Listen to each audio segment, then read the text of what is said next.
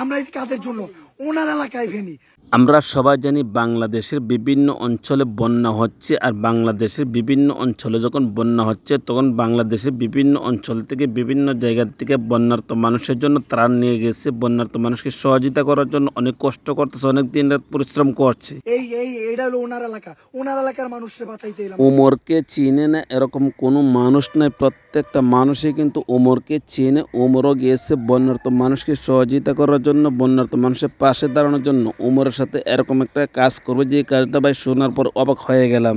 ওনার এলাকার মানুষকে বাঁচাইতে এলাম আমরা, ওনার এলাকার মানুষকে বাঁচাইতে উনি যদি আমাকে বিপদ। উমরে রাত্রে বেলা বন্যার্ত মানুষের জন্য সহযোগিতা নিয়ে যাচ্ছিলেন। উমরে রাত্রে বেলা বন্যার্ত মানুষের জন্য খাবার নিয়ে যাচ্ছিলেন একটা নৌকা দিয়ে, কিন্তু নৌকালা এরকম একটা কাজ করছে। কেন ভাই, তোর নৌকা কি নষ্ট হয়ে যেত নাকি তোর নৌকা ভেঙে যেত? তোর নৌকা দিয়ে উমর যখন যাচ্ছিল তখন তুই উমরকে এরকম একটা জায়গার মধ্যে রাত্রেবেলা নামিয়ে দিলি।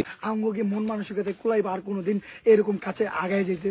তোরা যে লোকটা রাত্রে অন্ধকারে এরকম একটা জায়গার মধ্যে নামিয়ে দিয়েছিস, তোরা কি একবার চিন্তা করে দেখেছিস যে এই লোকটা কোথায় যাবে, কি করবে, কি আসবে? সে কোনো কিছু চিনে না। এই রাত্রেবেলা অন্ধকারে তোরা একটা জায়গার মধ্যে নামিয়ে দিয়েছিস। ভাই, তোদেরকে সহযোগিতা করার জন্য গিয়েছিলেন তারা, তাদেরকে তোরা বিপদের মধ্যে ফেলে দিলে। তো দয়া কইরা আপনারা এই ধরনের কাজ করবেন না।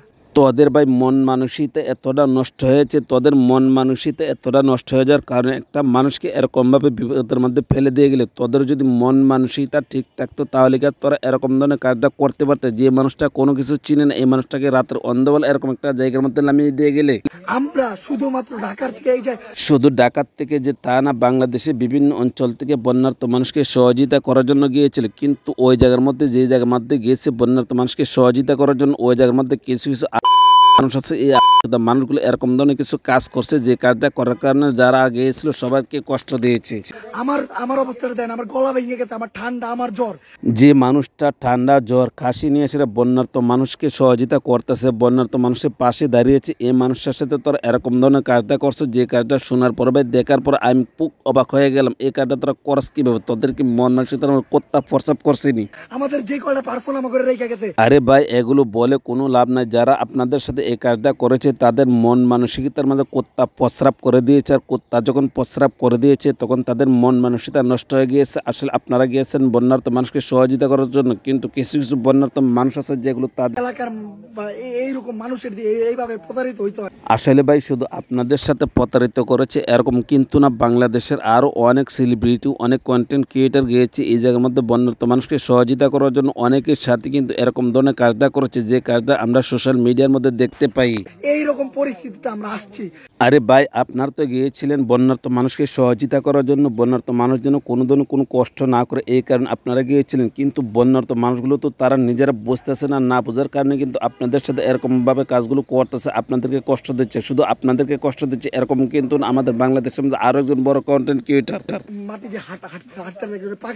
আপনাদের পা কেটে গেছে। এই জিনিসটা কিন্তু তারা দেখেন। আপনারা যে মানুষের জন্য এত কষ্ট করতেছেন, আপনারা যে মানুষের জন্য এত সহযোগিতা করতেছেন, আপনারা দিন রাত পরিশ্রম করে মেহনত করে তাদেরকে সহযোগিতা করতেছেন, তারা মনে করতেছে আপনার মনে এমনি এমনি এই জায়গার মধ্যে মানুষের কাছ থেকে নিয়ে গেছেন। আসলে ভাই একটা কথা কি, তাদের মন মানসিকতা ঠিক নাই। আপনারা এটার একটা ভেদাভেদ করবেন, ভেরিবাসীর কাছে বিচার দিয়ে গেলাম। একটা যারা এই কাজগুলো করেছে তাদেরকে চিহ্নিত করে রাখতে হবে, যেন সামনে আর কখনো কোনো সময় তারা যেন এসব ধরনের কাজ না করতে পারে। আরেকজন কন্টেন্ট ক্রিয়েটর যাকে আমরা সবাই চিনি, রোমান মিত্রার সাথে কিন্তু এরকম একটা কাজ করেছে। আপনারা একটু দেখেন।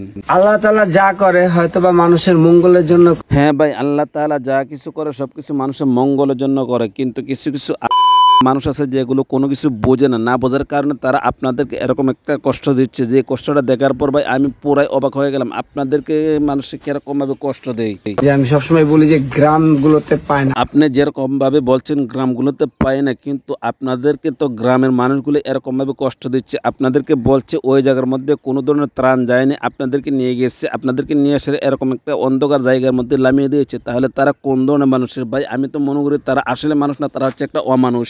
তো ওই নৌকালা আমাদেরকে রেখে তাহলে ভাই একটা জিনিস চিন্তা করে দেখেন কোন ধরনের মানুষ হয়েছে তারা, যাদেরকে আপনারা গিয়েছেন সহযোগিতা করার জন্য, যাদের পাশে গিয়ে এসে আপনারা দাঁড়িয়েছেন, আর আপনাদের সাথে এই মানুষগুলো এরকমভাবে কাজগুলো করতে পারছে, যে জিনিসটা শোনার পর বা দেখার পরে পুরাই অবাক হয়ে গেলাম।